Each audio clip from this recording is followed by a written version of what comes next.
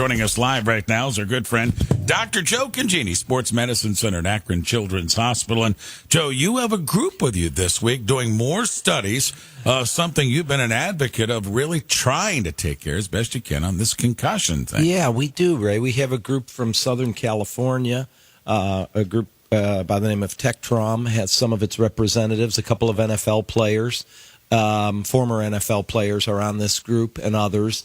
I think I've mentioned before that we are going to try a study, and it's here now. We're going to start August 1st. It's called the cooling cap. It is headgear that you put on after people are concussed within the first half hour, and see if icing the brain in the first 48 and 72 hours, 2 or 3 icing treatments, will be beneficial to people that have brain injury. It's done in more significant brain injuries, thought to decrease the metabolic rate. So it's something that we wanted to try. This group really wanted to try. They got in contact with us from California. We got together with a engineering group from Cleveland who designed the cooling cap. All 3 of us are going down today to the Hall of Fame. I think I've mentioned before of our association now a bit with the Hall of Fame and looking at some of our research projects related to concussion, kind of working together with the Hall of Fame and their youth sports and youth football initiatives. So we're going down to the Hall of Fame. We're going to see how the project's coming along. We're going to introduce our group to them, and all of our trainers, 24 trainers, will see how to use the cap and be ready for August 1st when the season starts as to using it. I'm sorry to interrupt. Explain the cooling cap, what it does and the significance of this. So have you seen one of the wraps that you would use on a knee or a shoulder or an elbow, where it's attached to a chiller that brings cold water and surrounds the elbow or the knee and brings ice, and for a significant period of time to cool the area? We have almost the exact same thing, although they've gotten the chiller down to it's really pretty small. It's a handheld device, and the chiller is attached by way to a headgear which goes around the brain and around the head. Goes around the head and also around the neck, the carotid artery, so that we can provide some hypothermic treatment, reduce the body core temperature.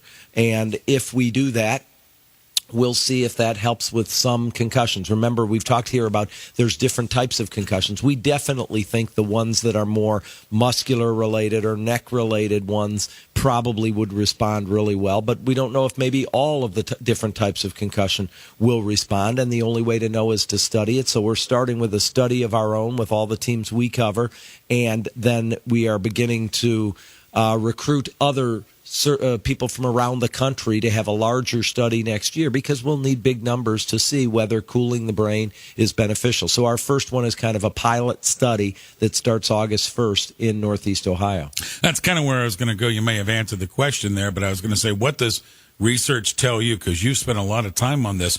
Cooling the brain, does that help with the concussions? What you're telling me is you're going to find out? We're going to find out. It does it in the motor vehicle accidents and the significant brain swelling that occurs in ICUs and stuff after motor vehicle accidents, the life-threatening brain bleeds and things. And so that's where this came from. It's been studied there for a decade. There's a whole bunch of literature to say definitely helps by decreasing. We think decreasing the metabolic rate and other things that we look at definitely helps there. May it help with what people call concussion, mild traumatic brain injury? We bristle at that a little, not so mild when you look at it over a longer term period of time. But when you look at it versus the motor vehicle accidents, brain bleeds, people in the ICU and things like that, it is considered mild in medical circles. And could we get the same effect that they're getting in intensive care units? And that's really what we're going to start looking at today at the Hall of Fame. Dr. Joe Congeni with us, Sports Medicine Center at Akron Children's Hospital.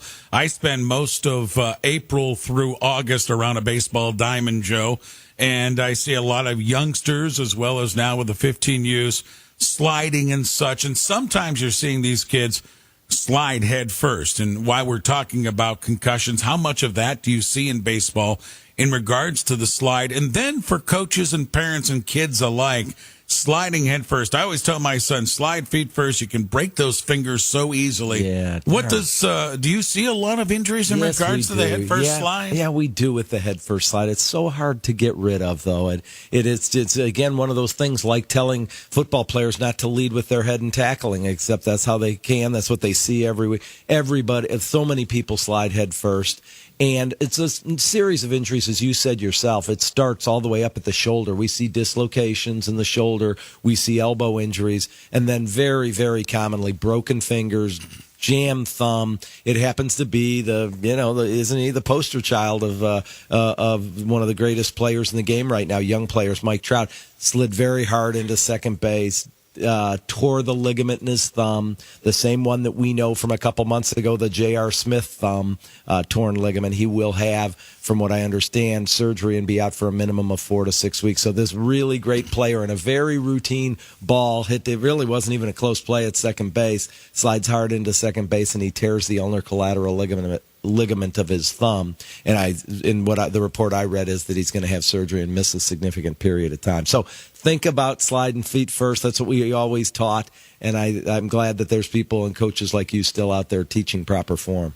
Now, in some regards, because they realize players like to do that, they have some of those gloves out there where the hands are underneath and getting in that will help you to a degree. But you're still, and Joe, you know this more than I did, these bones and these fingers, they snap pretty easily. Yeah. I had a spiral fracture. You can still see the bump here because I did a head first slide into second base. These bases in today's world, though, when you and I played, when we were young, they were tied down bases. Yeah, they were. And you slid into the sack bases, and there was give, and you could grab on the base. These bases now are hard bases. They are bolted in, basically, and there's not a lot of give. So when you slide that way, and this happened to me about 16, 17 years ago, slid in there with my hand, and bang, the people in the crowd said it sounded like a tree limb snapping. Wow. And they took me right there. But that's something to keep in mind with this. So that is another good reminder that you're reminding me of how old I am, Ray. Thank you. This is I'm right there with you. My 30th year in sports medicine coming up. When we start here in August, it'll be my 30th season. And so we used to, when we were writing the rules for Little League Baseball in the late 80s, early 90s, write about please in Little League at least breakaway bases because of broken ankles and foot and ankle problems with the bases. Well, we didn't get very far with that. Obviously, we lost that battle. You win some, you lose some. But the big talk for about a decade was breakaway bases for youth baseball. And I never saw breakaway bases catch on. No, I didn't either. Hey, good visit. Thanks for the insight, my Thanks, friend. Ray. Have a great week. You too. Dr. Joe Congeni, Sports Medicine Center, Akron Children's Hospital, joins us on Wednesdays and most Wednesdays in studio, as a matter of fact.